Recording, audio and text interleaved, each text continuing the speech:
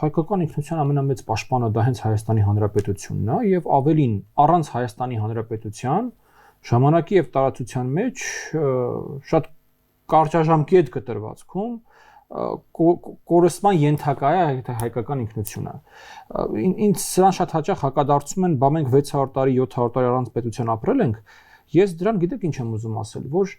նախ վայ այդ ապրելուն եւ երկրորդը ես ուզում եմ հիշեցնել, որ երբ օրինակ հայ մտավորականները, որոնք որ Եվրոպայում կրթություն էին ստանալիս, հետ են գալիս Արևմտյան Հայաստան, Արևելյան Հայաստան, իրանք ում էին տեսնում։ Իրանք տեսնում էին այ գրեթե մեռած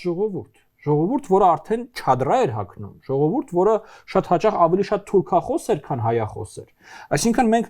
շատ հաճախ ռոմանտիզացնում ենք մեր դիմադրունակության մակարդակը եւ ռոմանտիզացնում ենք այն ինչ որ մենք ունենք մինչեւ պետությունը, բայց մենք ըստ էության ունենք այլևս մահամերձ քաղաքակրթություն, մինչեւ որ մենք կարողացանք ստանալ այդ պետությունը։ Եվ այսօրվա մեր վերածնված քաղաքակրթությունը ինքը պարտական է մեր ինքնիշխան պետականությանը։ Ու առանց պետականության այսօրվա աշխարհում քաղաքակրթություն պահել հնարավոր չի։